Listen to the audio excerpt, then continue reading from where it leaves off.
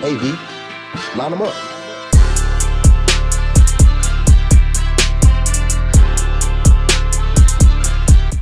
Who got hit up? As greetings of supreme peace, I greet you as your host, let the peon unravel, your solid Dr. moves. For simplicity, as Zep Tepe, meaning the first time. And being that this is the first time that we made acquaintance, I'd like to welcome you all into the secret order of the 150 Committee. Now, I may forewarn you, there may be some trigger warnings, there may be some things that don't quite sit well with your perspective or your way of life, your foundation of being. But I ask you to pay attention, listen, and have discernment. Soak up what you can and see things for what they are, and what they appear to be, and have an open, optimistic mind to everything that you do receive, and see things from the eye, soul, and not to the hole above your nose. And with that being said, I'd like to welcome you all to the Black Pyramidion. Let us begin. Echo.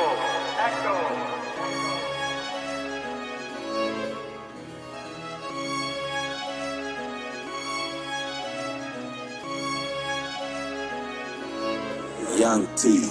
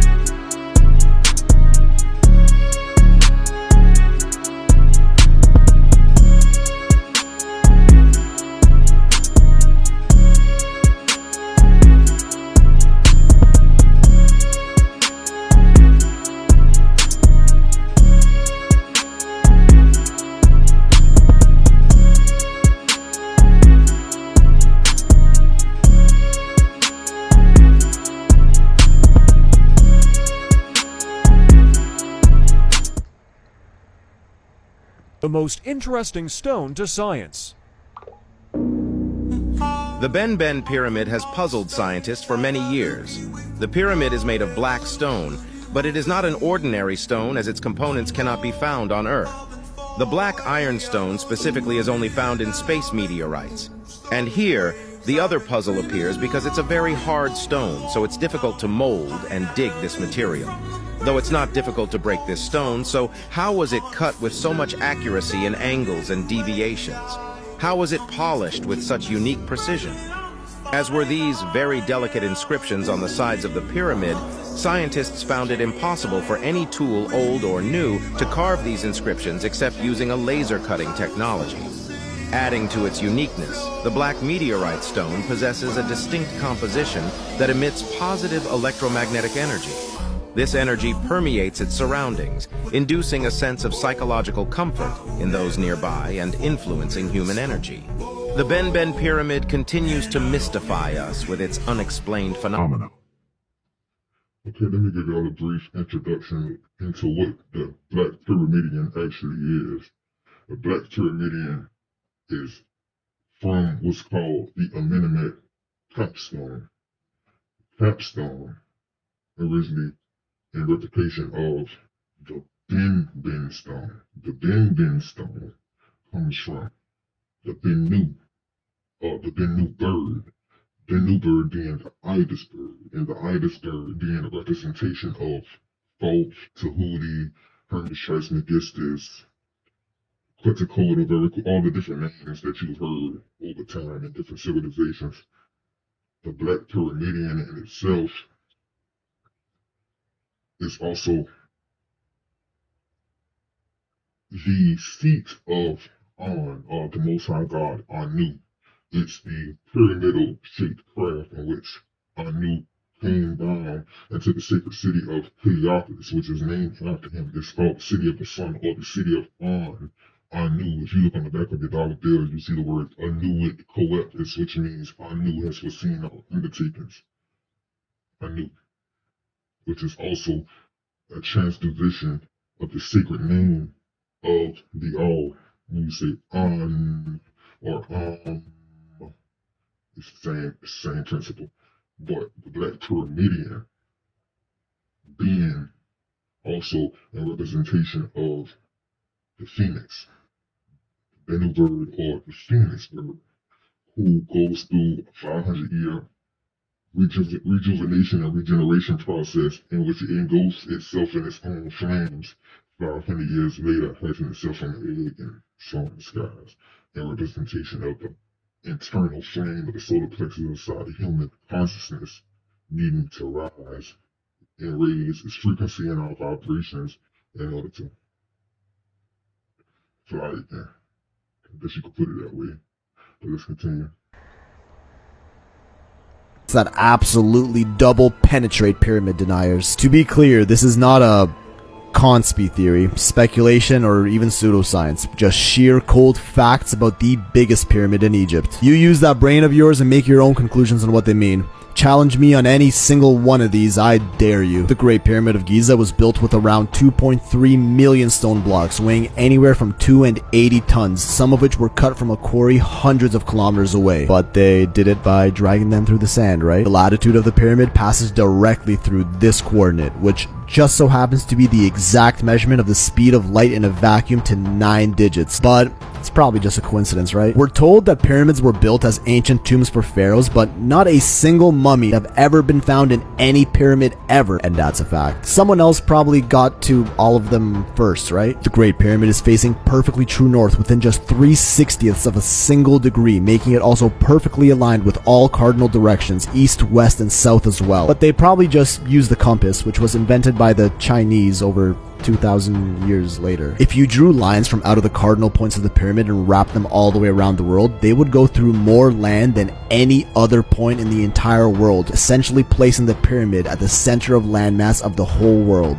Just another coincidence, right? Ancient Egyptians had hieroglyphs outlining nearly every aspect of their lives, but not a single one of them depicts the construction of the pyramids. They probably just forgot to record the greatest achievement in their civilization's history, right? The original height of the pyramid, around 146.73 meters, is virtually an exact scale of the distance between the Earth and the Sun on the perihelion, which is the Earth's closest approach to the Sun, within 0.1% margin of error at 147 million kilometers.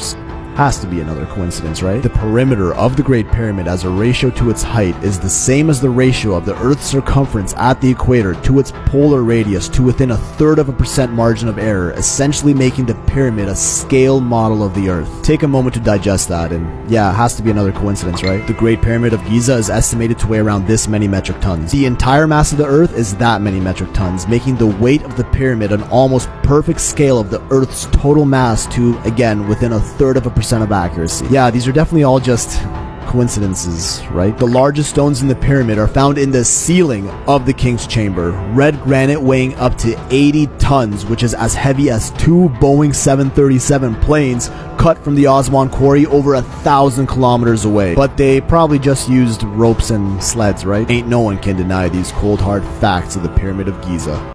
For thousands of years, the Great Pyramid of Giza has stood as a testament to human ingenuity and mystery. But how do we uncover what lies within without disturbing its ancient stones? Enter the fascinating world of cosmic particles, muons. These tiny, short-lived particles, born from the collision of cosmic rays with Earth's atmosphere, hold the power to penetrate dense materials like no other. In 2017, using the cutting-edge technology of muon tomography, scientists uncovered a secret chamber inside the pyramid without even stepping inside. These particles, which rain down on us every second, reveal the density and structure of massive objects like the Great Pyramid with incredible precision. Muons, heavier cousins of the electron, travel at nearly the speed of light and can pass through hundreds of meters of dense stone. By detecting how many muons pass through different parts of the pyramid, researchers create a 3D map of its interior, unlocking secrets hidden for millennia. This revolutionary technology isn't just limited to pyramids. From scanning volcanoes to inspecting nuclear materials, muon tomography is reshaping science across the globe. And the best part, these particles are a gift from the cosmos, showering Earth every moment, free of charge. The mysteries of the pyramids are slowly unraveling, thanks to the incredible fusion of ancient marvels and modern science. Who knows what other secrets lie waiting hidden in the stones, waiting for muons to reveal them. If you're as fascinated by this cosmic detective story as we are, hit the like button, share this video, and subscribe for more mind-blowing scientific discoveries. Okay, so I'm going to give you guys a quick, brief, and better understanding of some things that's being left out as well in regards to this pyramid. It's like they speaking on grid lines, distances, the science, the formulas, the mathematics behind everything, and how it's in sync with circadian rhythm, a biological clock rhythm of the body, and also that of the earth and the entire world, or the universe as well. Everything is like a micro to macrocosmic scale, up or down version of everything in itself. So, being that the pyramids are placed directly in the center of all physical landmass, it's at the direct and strongest point of the energy grid ley lines that surround the earth. These energy grids were set up millennia ago by different visitors. And what people are not mentioning is the fact that the sacred sites around the world, you talk about the Taj Mahal, whether it's Teotihuacan, or you talk about Peru, or different places where there's been evidence of some type of presence or advancement being given by someone other than a human group of people.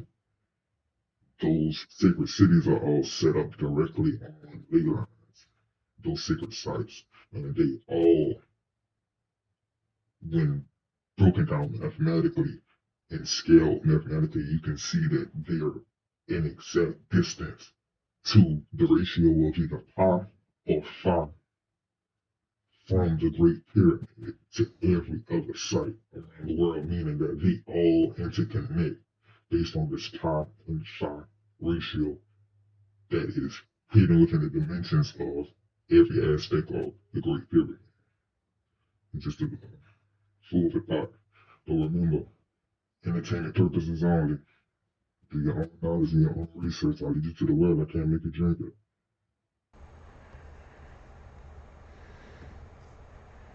Relates into 365.24 pyramid cubits, which happens to be the Earth a year right down to a quarter day. The measurements of the length and width of the perimeter of the Great Pyramid correspond to an exact fraction of both the latitude and longitude measurements at the equator.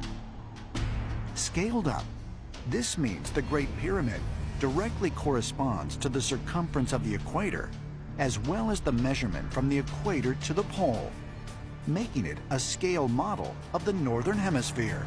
If you take the location of the Great Pyramid as a coordinate, this number sequence of this coordinate matches exactly the speed of light traveling through space, measured in meters per second. This is amazing stuff. When you consider the vast amount of information about the Earth that's encoded into the Great Pyramid, you can't just dismiss all of this as... The purpose for it is that it changes dramatically the vibrational quality of the energy inside the pyramid. In ancient Egypt, they understood about finding the sacred power spot to build the pyramid on in the first place, and then how to modify the shape of the pyramid to change its energetics for the desired purpose. So the modifications to the shape of the pyramid are quite intentional and create a profound vibrational shift within the location. In our biogeometry trainings, at level 2 of the foundation training, we actually have people build and test model pyramids themselves so they can see the vibrational change that takes place. Now, one thing that you find with these types of esoteric mysteries, and also within the training in biogeometry, is that the deeper you go into it, one veil after another comes off the knowledge. And you learned about it at one particular level, but as you go deeper, you find there's a whole nother level that gets revealed. And so in addition to the way that the pyramid form is a polarized geometric energy emitter that creates a penetrating carrier wave of energy, as we mentioned before, and the way that these forms have been altered in a specific way to be able to change the vibrations inside of them with the indentations on the faces, as we mentioned before, There's also a hidden part of the system that Dr. Karim discovered where particular geometric forms will resonate with different planes of nature. Now we know that the human being contains more than a physical aspect. Along with our physical aspect, as understood by every classical tradition on the planet, we have a body of life energy that the Greeks called ether, and that the Chinese called chi, and the Japanese call ki, and that the Indians call prana. In addition to this body of life energy, we have what's often referred to as the astral or emotional body. We have a body of mental activity, and we have higher spiritual bodies as well. There's a hidden communication code of the type known and used in ancient Egypt, where specific geometric forms are like antennas that connect with and resonate with different planes of nature. So that the form that you see on this particular slide is a type of pendulum developed by Dr. Karim that brings together a variety of these shapes that connect to the different planes. The shape that connects to what's often referred to as the astral plane, that is actually the source of the human emotional body, is the form of a hemisphere or a pyramid. So that these geometric forms have multiple aspects to them, and so one of those is that it connects to a very specific aspect of the subtle worlds. Normally when Dr. Karim comes to Asheville to speak, we have him focus on vibrational science, and he'll do some of that tonight. But we've also asked him to speak tonight about some of the deeper spiritual mysteries and spiritual ramifications of this type of work. And that's why I want to give you a little foundation in this by talking about how these geometric forms also connect to these levels of spiritual reality and the different planes. When the Egyptians chose the form of the pyramid, they knew they were connecting to a particular plane of nature, and by changing the geometry through the indentation of the faces, they changed the resonance from the general astral plane to the higher astral for the spiritual activities that would take place within the structure.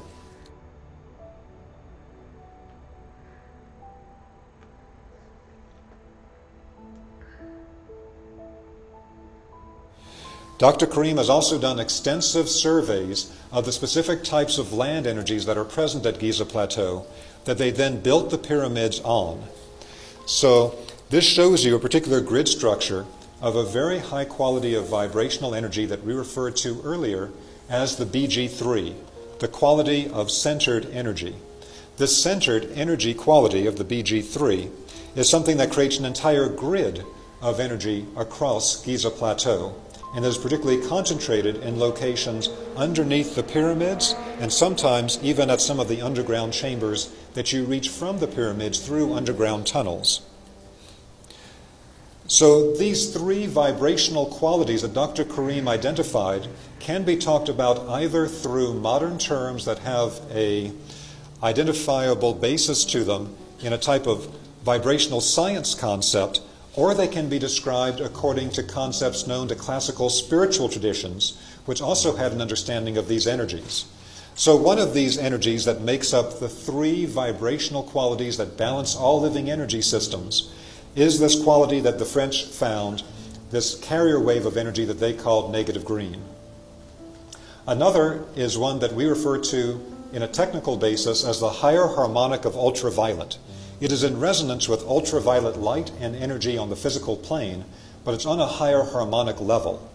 Classical spiritual traditions might refer to this energy as the spiritual light, or they might refer to it as the atmosphere of the angels.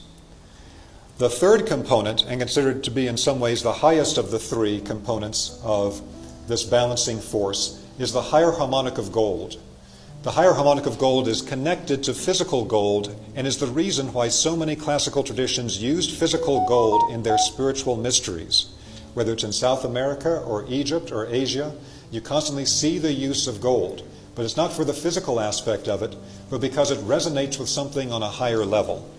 This higher harmonic of gold energy was identified by Dr. Karim as having a strong effect on vitalizing the human immune system and activating many important functions in the human energy field and consciousness. But it's also something known to classical traditions. It is the same gold energy that you see around the heads and the bodies of the saints in religious depictions all over the world. And this higher harmonic of gold energy was also an energy connected in the Egyptian mysteries to the plane of divine wisdom. a spiritual plane very close to the Godhead at a very high divine level. So we can understand these things either in a spiritual context or in more of a vibrational science context, but they're really the same unity. Now, this balancing force that Dr. Karim identified manifests in particular ways. And to really understand how we can engineer structures, build a building, create a form, so that it has specific vibrational qualities, requires us to change our perspective on how energies connect to form. Dr. Karim refers to our work as being a sculptor of space. When we form space in a particular way, we then form it also to create specific vibrational harmonics that will affect every person that ever enters into that location. And so this balancing force will naturally appear of its own accord around certain geometric forms. In the form of a rotational movement or a circle, it appears in the very center of the circle. In the biogeometry foundation training, after we teach people how to test these different vibrational qualities, we will give them the form of a drawn circle and say, I want you to use these tools and show me where you find the BG3 energy. And they find it coming from the very center of the circle. This BG3 energy is in the center of all structures, and there are particular methods we can use to amplify and distribute its energy. So this gives us the classical initiation diagram that you see on this slide of a point in the center of a circle. If you study with the Rosicrucians and Freemasons, they'll tell you the point in the center of the circle is the symbol of the Godhead. If you study astrology, they'll say that it is the symbol of the sun. If you study alchemy, they'll say it's the symbol of gold. It is all these things and more. This is a circuit diagram showing you how to connect to all of these things. And the higher harmonic of gold and the whole BG3 is found emitted from the center of these circular or rotational forms. If you have straight line forms, like the cross that you see on the slide, then this balancing force will naturally appear at the perfect balance point moving into those forms. Because this balancing energy appears at the balance point, and it actually works with all living energy systems to balance those living energy systems. But to understand how this works, once again, requires us to change our frame of reference to where the living vibrational world around us is in constant dynamic interaction with us, based on how we form the world around us, and also related to what we do with our own energetic field, with our thoughts, emotions, etc. So this gives you some very slight insight into the way that these energies interact with geometric forms. This is just really the very beginning of work in biogeometry. Dr. Karim has done a tremendous amount of work looking at the way that specific types of vibrational waves and wavelengths will create vibrational effects and affect living beings. One aspect of this is in the way that we can actually change the vibrational qualities within electromagnetic waves. And you can actually change the biological effect of electromagnetic waves to be biologically helpful to human beings and not harmful based on how you shape the wave. The wave will have a specific shape to it based on the amplitude or height of the wave and the wavelength, as seen on the right-hand side of this diagram. I want everybody to know, understand, and overstand that all of these deities you see on Kemetic walls, all of these Egyptian gods, okay, all of these gods that they want us to think are mythical, okay, they also want us to think that these gods only represent certain aspects of life. I'm here to tell you that that is a lie. That is a lie, okay? That is a half-truth, which is still considered a lie, okay? These gods that you see on Kemetic walls are flesh and blood, real deities, okay? They are 95% of them, all flesh and blood, real life deities. And because of them having 22 chakras, these are all 22 chakra beings and up, because they all have at least 22 chakras, okay? They have the ability to control aspects of nature, to control aspects of our reality, okay? Because they have extra sensory powers. Black people have migrated all around. Pause that for a second and give y'all something first off, I got a question for everybody. One, there's so many different theories, there's so many different understandings and perspectives about what the pyramids were built for, how they were built, who built them, all these different things. My question to y'all is, what are y'all perspectives, what are y'all outlooks, and how do y'all feel about it? Do you think it was just a monument or something built for a king at that time? Do you think it's, what it is today, just a touristic site or something that holds no relevance? Do you think it's a place that actually holds a lot more significance than we're being told? Let me know. Drop your thoughts in the comments. Also, gold. Think about gold. Gold has been around before this earth, before it's been around. And if you pay attention to history and society, you see a lot of people acquiring gold, using gold. If you go back to ancient Sumerians, I've seen pictures of NP, gold chains, gold teeth, all that type of stuff. They wore the gold, earrings, nose rings, all the stuff that we do today in trends and in fashion were significant to people back then and held more ritualistic or more defined principles than modern day ideologies of why people have nose rings, whether man or woman, or earrings, whether man or woman, gold teeth and stuff like that. But yeah, we have to be very discerning when it comes to what we accept and what we don't accept, and what we choose to see and choose to believe. We have to be very, very, very careful because we weren't there, so we won't know. But it's a resonating feeling with the soul that lets you know right from wrong. And in that, once that is gone, you can't be allowed to no more. For entertainment purposes.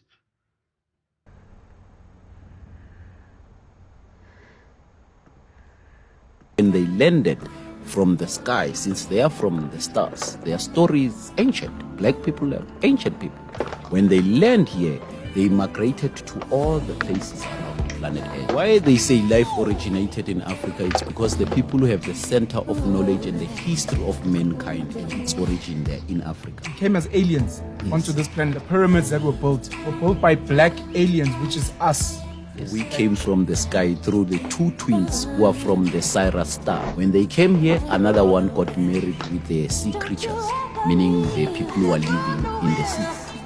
Black people and what people call aliens have got a relationship. Yes, sir. Are you saying black people are aliens? Yes, we are aliens, sir. We are from beyond even this galaxy. A lot of people don't understand why Malachi took us through so many different religions and schools of thought. Just for him to say, at the end of the doctrine, that all of it comes from Egypt. We had to absorb and take on the lifestyles of all these different religious people that exist out in the world. We had to live like Muslims, we had to read the Quran, we had to live like Christians, we had to read the Bible, we had to read all the scriptures that was taken out of the canonized version of the Bible. We had to read the Gnostic scriptures. We had to live as close as possible to the ancient Hebrew Israelites. We had to read the Torah, we had to read the Sumerian tablets. We had to do all these different schools of thought and all these different religious lifestyles, just for Malachi to say at the end of the day and at the end of the doctrine that it all came from Egypt. And most people were like, why didn't he just skip straight to the Egypt part? What was the point of him going to tell us the truth at the end if he knew the truth all along? He's not called the master teacher for no reason. He is a master of teachers. He's a teacher of teachers. The reason why he did this was because a majority of black people all around the world belong to a religion. And as long as we still believed in that religion, there was nothing coming in and nothing coming out. He couldn't give us any spiritual information as long as we were still Christians, Muslims, and Hebrew Israelites. So he had to meet us where we were at. Malachi always said, I came giving you what you want, which was religion, so that you could learn to want what I have to give. He had to hold our hand and walk us through that long walk on a short path, which is a representation of all the information that we had to consume in a short span of time because he knew eventually he was going to get locked up. As soon as the world order found out who this man was and what he was doing, they had to take him off of the map. And killing him would amplify his doctrine. So they had to disown his name. They had to get his own people to turn against him. And if you still don't know he got set up in 2024, then you're just a lost cause. But let's get back on topic. Malachi had to meet us where we were at in whatever religion that we were at and go through that religion with us, read the Bible with us, memorize the verses with us, teach us Hebrew, and every once in a while he would sprinkle a little bit of truth in each and every one of those doctrines. And people didn't understand that. He was elevating us, even though we were still bound by those religions. But ever so slowly, he started to remove the shackles that religion had put on our minds. Because religion removes common sense. Even though all the stuff that he said made sense, our common sense was so low because of the religion that controlled us that no information could come in. And it takes a Christian a whole lifetime to be a Christian. It takes a Muslim a whole lifetime to be a Muslim. It takes a Hebrew Israelite a whole lifetime to be Hebrew Israelite. But we didn't have time for that. So we cleared the Quran, we cleared the Bible, we cleared the Torah, we cleared all these religious texts in a short period of time.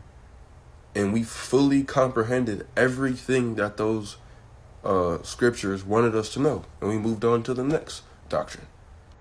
We used each and every one of those religions as stepping stones, bringing us closer to the original teachings, which were the teachings of Kamit.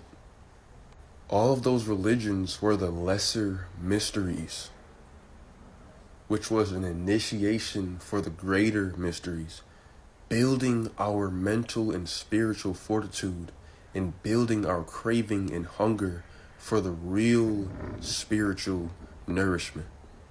Spiritual growth is a step-by-step process, and you can't skip any sort of steps because then you're going to be confused when you get to level 13 if you haven't went through levels 1 through 12. 1 through 12 helped you get to level 13. And after we went through all those different schools of thought and looked at life from different angles and different perspectives, we were eventually building our awareness around the circle, turning ourselves into circumologists. We started to get out of the realm of duality and penetrate the realm of oneness. That's what Malachi was showing us how to do.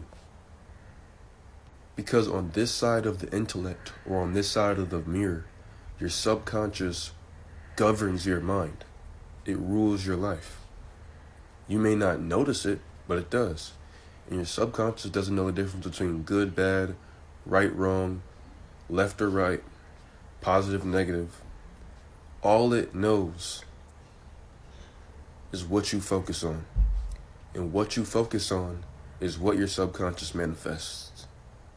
So at first we had to focus on duality. And once we graduated and mastered the degree of duality, we were then ready to move on to oneness. The pendulum swings from left to right, positive to negative, from high to low. But if you vibrate above the pendulum doesn't affect you. That is supreme balance. In graduating all of Malachi's schools of thought, or degrees of spiritual knowledge that he taught us, made us the most wisest people on the planet. Nobody can disprove nothing that we say. Dr. Malachi Z. York. And before I go further, let me ask y'all a question. Have y'all heard of this person that the dude is referencing? I've heard the name multiple times. Get my camera right. Take out for some reason. Sure. Okay, anyway. So I heard the dude,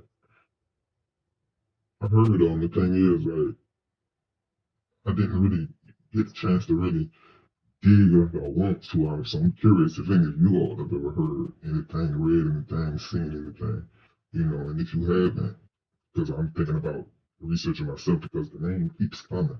Name keeps popping up, Mysteriez, right?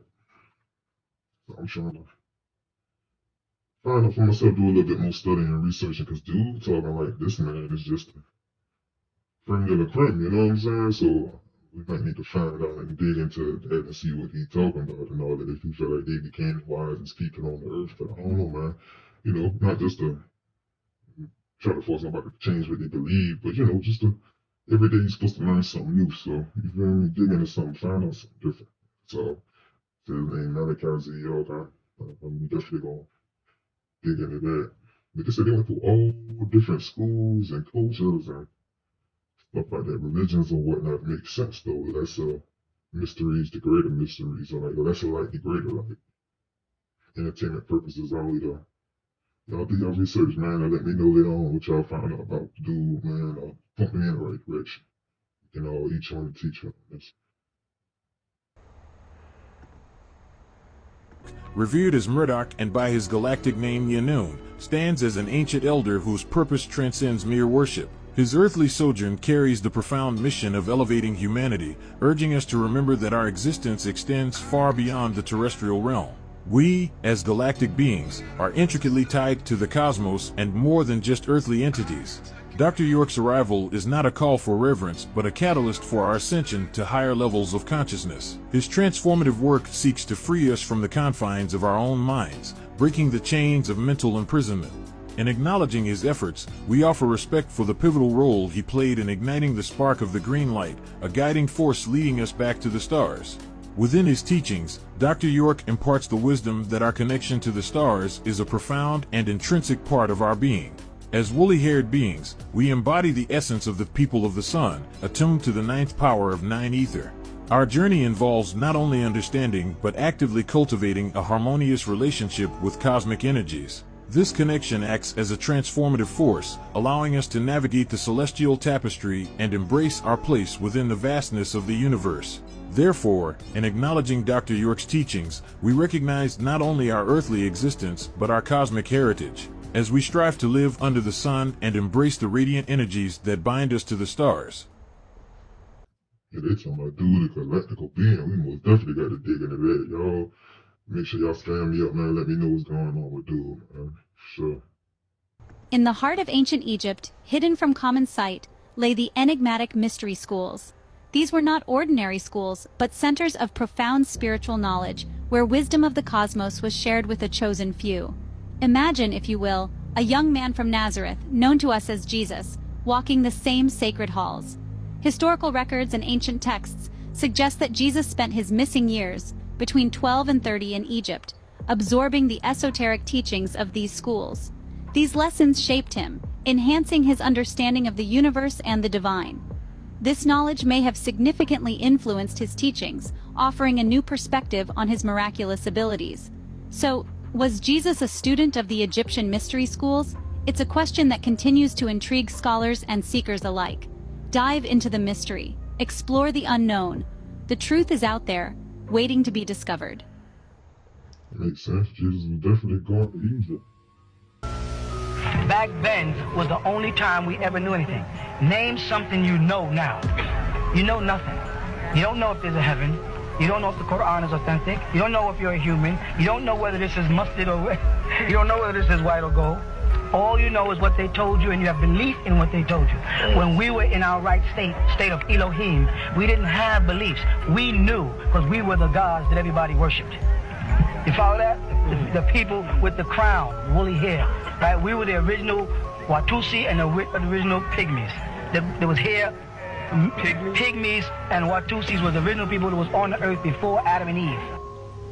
So if you read, you'll see that it says in the beginning he created two great lights. Correct? Poor interpretation says the two great lights are the sun and the moon. The moon has no light. So therefore in Genesis when it says he created two great lights, he couldn't be talking about the moon. Because the moon has no light of its own. The moon is non-luminous.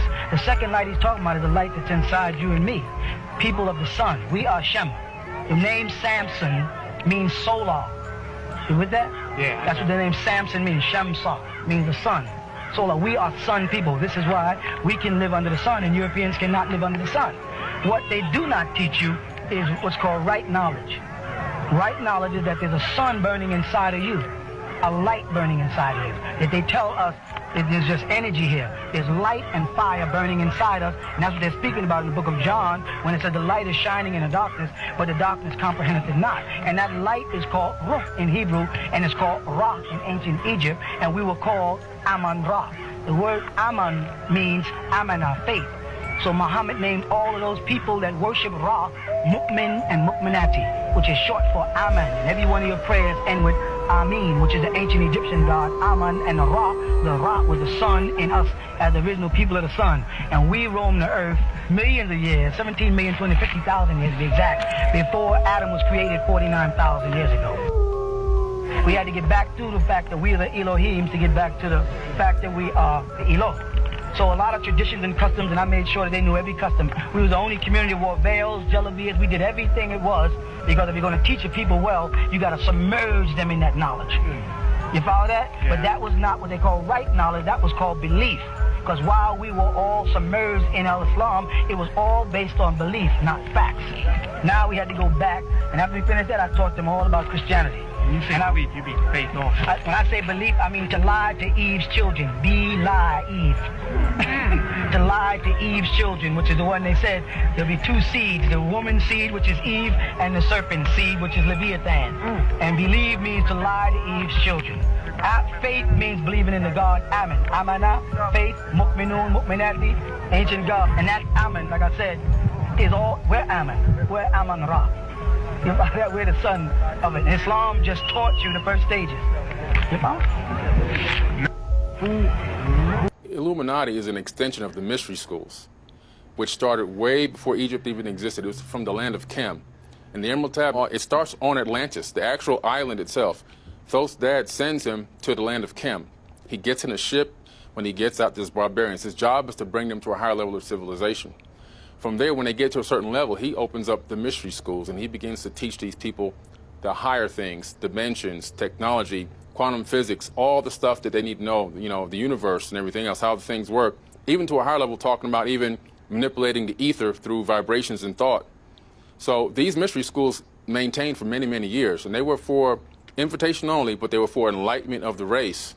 Over time, as some of these gods left and disappeared, like Thoth, for example, after he was gone, he became a deity, and many years after he left. And then all of a sudden, the pyramid priests figured out, oh, wow, we can use this as a control method. So that was one of the beginning of one of the very first secret societies was the mystery schools. When the gods left, and well, Thoth left, Enki left, and it was able, okay, now we can manipulate this, we can use this on the people. And they began using it against the people for many different things. And it evolved over many years. So even though the Illuminati maybe started up as another branch to say we need to do this because we're trying to create our own revolution, but then again, it always turns out to be the same thing, control and manipulation. Began to create these mystery schools at this dawn of this new era 36,000 years ago.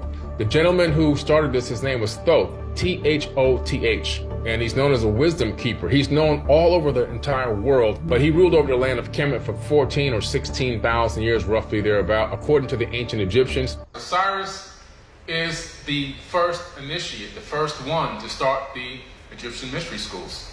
Okay, Osiris is always depicted as being green. You're never going to see him any other color. He's always green. Everywhere you look in Egypt, and I've been all over Egypt, up, down, I've been there. Every single temple, every ancient site you could think of, he's always green. Okay, I truly believe that his skin was green, just my personal opinion. There's blue beings, you know, we look at the Indian gods, which were really, again, these Atlantean Anunnaki people. They were blue, and you had the green. You even had a blue Egyptian, Ra, not Amun Ra, but the Ra. He was a blue god, maybe symbolizing blue blood even, but. And man, now that you mention that, I ain't gonna lie, when you think about it, and you think about like movies like Avatar, and you think about like, old shows back in the day, like Smurfs and stuff like that. you really kind of see what they're talking about, though. And the camera tweaking on my again. Apologize for the difficult. Anyway. But yeah, you really see what they're talking about, because like when you study it, you see a lot of characters, whether it be cartoonish characters or whether it be like real life people on these pictures of being like, okay, like pictures like Krishna. He was depicted blue, and you know what I'm saying? You got different versions and storylines of some of the same people, and that's another thing I was about to say. I would like to know, you know, the significance behind a lot of these people, like, because the last guy, Malachi, he was saying that he's like a galactic being. Now he's speaking about, you know, Egypt, Ra, Cyrus, Amun-Ra, all these different characters. I would like to know whether or not, like, who did they represent at different points in history and all that? Who were they? Like, if I could compare and contrast to the Bible or compare and contrast to the Quran, that's the type of thing I would like to know. You know what I'm saying? Who are you? If you're a real physical person, if in my culture, how would my civilization recognize who you are and understand were you for me or were you for something else, you know? That type of thing, that's all. But also, I did read somewhere that they said originally, Pygmy tribe may have came out of water, and don't quote me on it. Said the Pygmy tribe may have came out of the water, and they said we may have lost, like, okay, it's kind of like rust, like coming up out the water, how metal rust, and like it's like they replaced the dye with iron or something, and we lost, let's say, like zinc and manganese was replaced with iron and stuff. So I don't know. Y'all do your research and let me know what y'all find out about it. But that's something I heard. These people were different colors. The further you go back in time, the more interesting the people looked on this planet. And how do we know this? The more bodies we dig up, we start finding gigantic, massive, elongated skulls that can't be made from skulls. Did you know that the mystery schools were hidden within the grand temples of Egypt? Here, priests, scholars, and chosen students engaged in intense study and rituals, aiming to unlock the secrets of the cosmos. The teachings were said to cover everything from sacred geometry and alchemy to astrology and the afterlife. Central to their studies was the Emerald Tablet of Thoth, a legendary artifact believed to contain the secrets of the universe, including the formula for creating the Philosopher's Stone, a substance that could grant eternal life and turn base metals into gold. The tablet's teachings were shrouded in metaphor and symbolism, decipherable only by those who had undergone the rigorous training of the mystery schools. Many rituals performed in the schools were designed to test the will and courage of the students. Who failed these tests were never seen again, their fates sealed by the very knowledge they sought to master. See you in the next part if you're smart enough to subscribe. What if I told you that those pseudo-archaeology videos you've been watching on YouTube about how the pyramids in Egypt were built were actually right all along? Let me show you something which will blow your mind.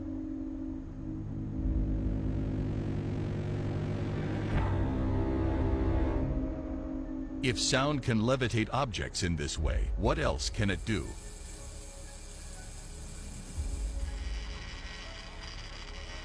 Using sound vibrations to oscillate this copper tube attachment, fixed in place by a wooden block, it can cut directly through granite, but that doesn't explain how they moved those huge 80-ton blocks you say.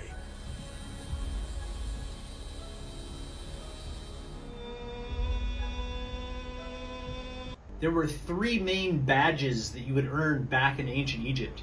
These were called the ankh, the key of life, the djed pillar, which represents stability, and the waz scepter, which was the scepter of power. And these three badges were earned in different ways. The left-hand path, where you can see them all with their left foot forward in all the temples, was the initiation into becoming a physician, becoming a healer, healing yourself and being able to heal others. That was the noble first steps that you would take. When they were trying to open those portals through the stars and the time, they had to figure that the main structure of it was the body. The key of everything was the body. So what they tried to do was to imitate outside with minerals the body of a human being. And that was the key to open the portals. That key is called the ankh. In Atlantean times, we call it Hai, which means life. the energy of life. The ankh is a pillar of minerals, and when a priest or a priestess would begin chanting, it would start to resonate in the perfect vibration by resonating into two spots, positive and negative.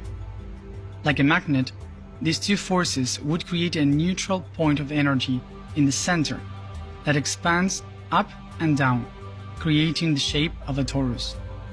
It was trying to imitate our bodies and the way the earth works with magnetism. Our own body has 7 chakras within. Then, we have the positive and the negative energy in our hands. All the Kundalini energy opens the lotus, the crown chakra. And when it opens, it creates a magnetical field around the body.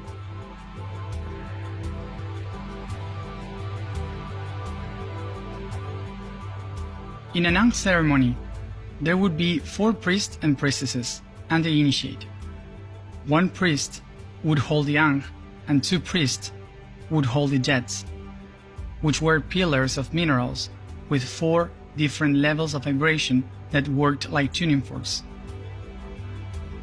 The priestess would begin singing, making the water vibrate in the same frequency as the priest and priestess. Then, the priest would start to sing, moving the jets so they could hold the vibration around the initiate. The priest with the ankh would take the vibration and transform it into energy through the metals within the ankh and direct this energy towards the initiate. The pattern of energy that moves between the ankh and the body creates the main channel of energy that would bend space and open a magnetical portal of time. Through this ceremony, what they do is to tune the vibration from that main channel with the vibration of the initiate, so the body can reconnect by resonance to the network of portals of the planet. This would make the blood of the initiate vibrate in the same resonance as the information, so the person would become an extension of the portals of the planet. The Jedi are real. The Jedi, D-J-E-D-I, the Jedi of ancient Egypt, before it was called Egypt, the land of Kem. The Jedi were actually this private group of adept initiates that were on missions. The return of the Jedi is synonymous with raising consciousness or raising awareness. The Jedi were the stable ones, wisdom keepers of one mind and one spirit, who as initiates of the Osirian mysteries comprised the living terrestrial body of the archetypal celestial Osiris. Contemporary Jedi are self-selecting regenerators of cosmos. They are those who, regardless of race or creed, are awakening to mission and service to the planet and the epochal imperatives of stability, continuity, and regeneration. The Jedi sense and know Osiris's arising as their own. As Osiris awakens from the sleep of the Aeon, the Jedi also rise to the occasion, moving into a resonant relationship as the reconstellated members of the collective Osiris. This is our historical moment of our awakening and our call. So prepare for the return of the Jedi, because we have been here for a very, very long time, my friends. The Force is real. The Force, the energy force, the thing that really truly binds us, like Yoda says in Star Wars. It's really a true statement. I mean, when you look back at Star Wars, you know, after being more conscious, you realize how many super nuggets were dropped, like knowledge bombs were dropped in Star Wars, right? And the Force truly is this energetic grid that we're all sitting on right now. We're all part of this energetic grid and we're all connected. So the illusion of this separation here gives us a feeling of individuality. But in truthfulness, I'm up here talking to you guys, but I'm talking to myself. I'm talking to myself. And when you're talking to somebody, you're talking to yourself. There's only one consciousness. The only thing that's different here is that consciousness has literally separated itself into trillions and trillions of entities to experience itself subjectively from different perspectives, because it wants to collect information. But they had this device called a djed pillar ankh. Right. So they had the djed, which is a capacitor, inserted into the ankh. This technology was incredible, because this technology was matched to the specific frequency of the owner, the atomic frequency of their own vibration of their own atoms. Everyone has its own, it's like a fingerprint, your own special subatomic frequency. They would then take that frequency and encode it into the Stargate. Right. That was your key. That was your key. So if you tried to walk through the gate without that specific frequency, if I stole your ankh and I was encoded with that frequency, I would die trying to walk through the gate. You'd be able to walk through the gate. They called it the Du-Ran key. It was a bond heaven earth, and it would allow them to walk from one place to another, and then back again. But you had to have the djed pillar ankh. It's advanced technology. The ankh is an electromagnetic device. You see it in the hands of the gods. You also see us carrying a scepter, which is a device we use to move stones for pyramids, which we use to harness electromagnetic energy. We also use a djed, which is the spine of God, to transfer consciousness. It too is an electromagnetic device. The Sa is used for protection. Shinu represents the sun or eternity. Ra is the falcon-headed god. Ra is the one above. Siba is the dimension of freedom. It's the fourth dimension. It's time. Hathor is the mother of God and the spirit of fertility. Horus's eye is the pineal gland. We are the Kemites. We never called ourselves Egyptians. That's a Greek name. Our education protocol is called the Kemetic Mystery System.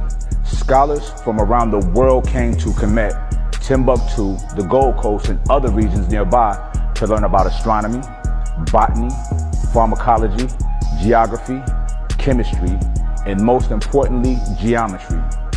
But none has ever completed the 20-year education process. You all hail the Greek Pythagoras for his theorem. However, we use that equation almost 2,000 years before his birth. You call Hippocrates the father of medicine. His teacher was a Kemite named Imhotep, who lived thousands of years before him. Our universities and temples were destroyed. Your current civilization is ran off of the incomplete wisdom of the Greeks. Those were our impatient students. The time is now for you to ascend in consciousness to receive the downloads of our technology. Meditation, sacred medicine, and actively seeking the truth is necessary to ascend. Through mathematics, you will exist for all eternity. You will understand that you have always been here and you'll always be here. Let me say this, because a lot of what he said, I definitely heard of, like, a lot of the ancient scholars, a lot of the renowned scholars, especially the ones who give credence to saying that, like, especially the pyramids being built like 3,000, 3,500 years ago, the genealogy of man only tracing back 6,000 years based on the Bible or whatnot. I've seen a lot of that, read a lot of that, I heard about that. And my take on it is, like, when it comes down to it, I see, like, the thing about people, because I don't know if it's a flaw in genetics to have free will or not, but most people, just having the option to choose a lot of times it causes people to remain trapped. You know what I'm saying? Just having the option to choose and make choices for themselves, because of the fact that a lot of times people's nature just so disagreeable or in disagreement with you or with something that's going on, that they could just deny something or not take heed to something just for the fact of arguing or just for the fact of wanting to be different. You know, like, you can clearly see or clearly comprehend or have discernment to feel the exact same way I do about something, just for the fact that you don't like Joe and you gonna bet against Joe and you know Joe and finna win the game. You know, it'd be stupidity, but that's the human conscience when it comes to free will. My thing is, if we gonna believe something, if we gonna learn something, if we gonna study anything, why not start with the root? And if all civilizations root back here to not Egypt or not Kemet but Kamit, why not start there? It just don't make sense. But hey, man, for entertainment purposes. So this is the Egyptian ankh right here, okay? This isn't a symbol of life. This is an actual tool right here. On the left, this is Nikola Tesla's electric oscillator. If you guys don't know who Nikola Tesla is, he's a scientist and the inventor. I'll get more into him in a different time period. Because 30 years before Nikola Tesla was even born, Sturgeon, 1824, reverse engineered the ankh. They patented and reverse engineered it. All right, you can see the coils at the top right there. That's an electrical coil right there with a north pole and a south pole. It's a magnet. Same reason why this lady's holding the ankh right there with the snake coiling up it, because that's the electrical current or that coil going up the rod right there, and it creates a magnet. Just like this. You see how they magnetized this? They ran the current right through it and allowed it to pick up metal and move things. This is how they pulled iron from the ground, and this is what pushed us into the Iron Age. Right here again, this is another electromagnet right here. This looks like an electromagnetic scale, because that's the same electromagnet scale that weighs your heart versus a feather. The only way your heart's ever going to be lighter than a feather is through its magnetic field. These beings were using that same energy and through their bodies, through touch, through their hands, and running it up these rods, okay? They were the batteries that powered these rods. You see, they got statues with these beings holding them. These are not symbols. These are tools that they were going around, walking around with, using them to control frequencies and allow them to have control over reality. Really, if you go into deep, deep antiquity, you discover that the ankh predates Egypt, predates the land of Kem. It's antediluvial. So when you look at the information from the ancient Sumerian cuneiform tablets, and you discover that Enki and Enlil had access to something called a Duran key, which was also something called a bond heaven-earth, where they would walk from Earth into their home planet and back again. Only the elite of the elite had access to this. And in order to activate these stargates, you had to have a djed pillar ankh in your hand. So the ankh itself would have this djed inside of it, and this djed looks similar to a Tesla coil, ironically. And then you had the ankh itself. Now, this ankh was technology along with this djed, and it was oscillator, and it would oscillate at the frequency of the atomic structure of the owner of the ankh. And if you didn't match the right frequency, you couldn't walk through the stargate.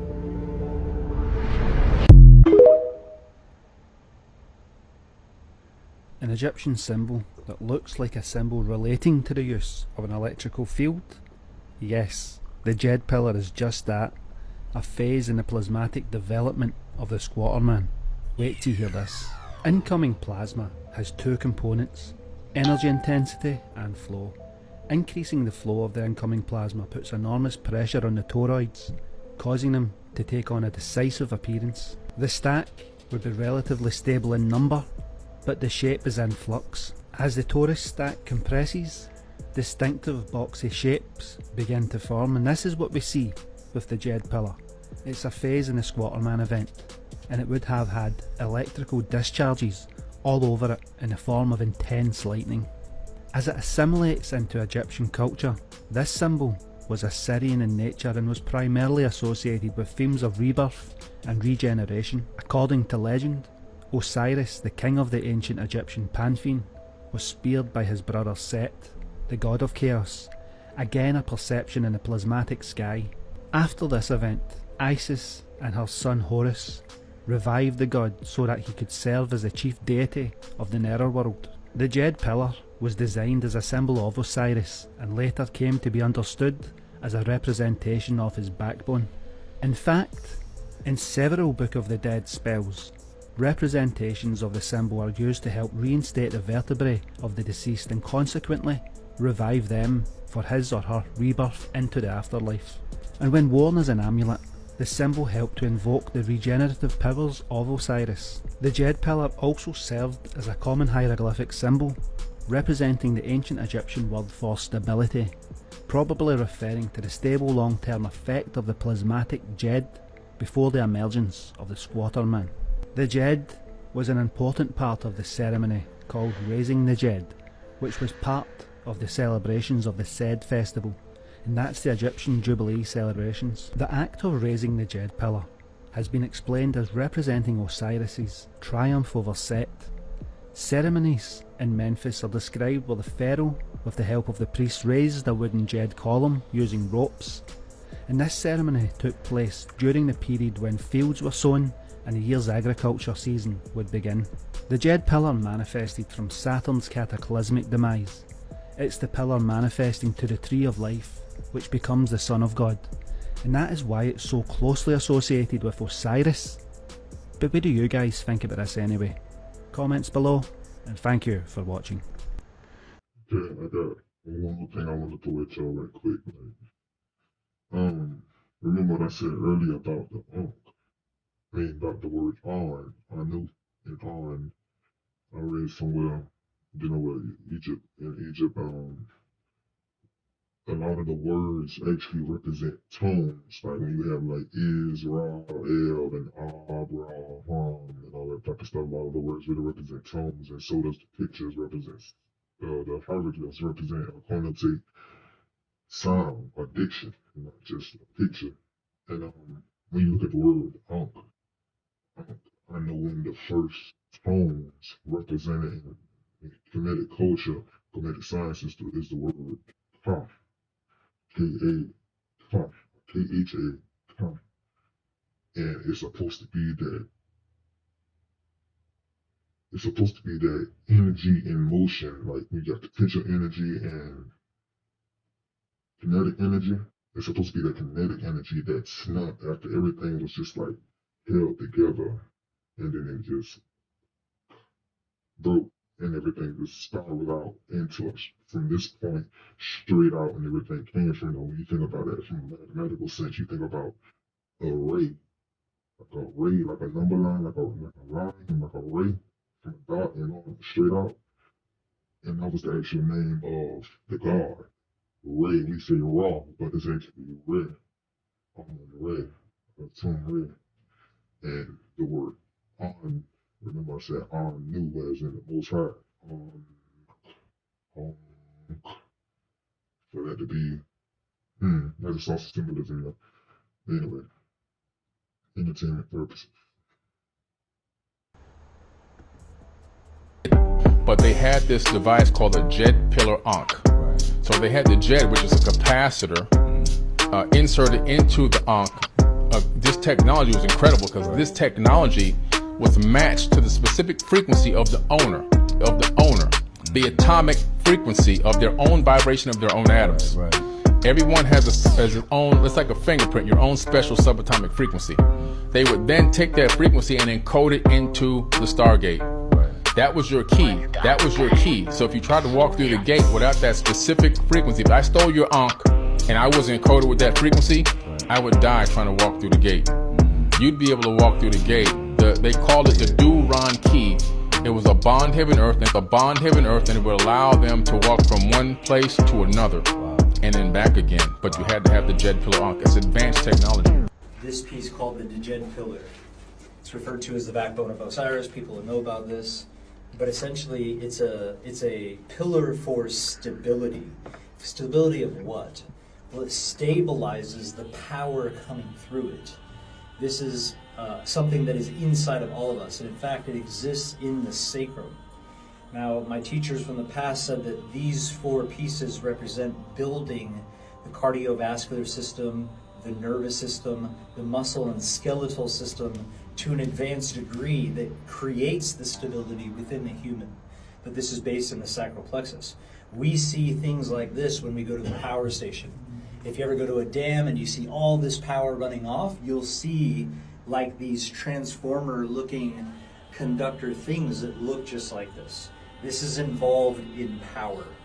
Okay? Now what we see is this cable running. Remember, this is just one perspective. We see this massive device, unlike anything we've ever seen. Everybody, for probably thousands of years, has been like, how did they build these pyramids? How did they build these temples? How did they move these stones? How did they cut these stones? Oh, slaves and sticks and ropes and all this sort of stuff. Everybody knows it deep down inside that they had some form of technology, or they were doing something that we just don't know about.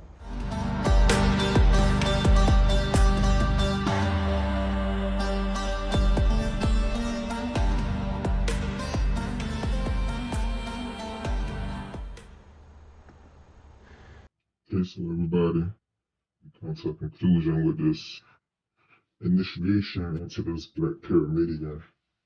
This is just an overview of the sciences and the teachings that were being brought forth in ancient Egyptian time frame. What I ask once again is for everybody to have an optimistic mind, to open their mind, and to pick up the necessary responsibility of teach yourself something different every day and not just waste away. learn something, better thyself, see more of what's going on in this world than your 9-to-5 job and the routines of everyday life. Figure out its mysteries, learn, live, love, and spread peace, joy, happiness to everybody. Once again, this is the Black Pyramidion, and your host, Netta Kiana, on all sides about Kamit. Zep Tepi. Appreciate y'all. And as we continue the journey on this long path, on this long distance, on this short path, we're going to travel. Keep your eyes open, keep your ears peeled.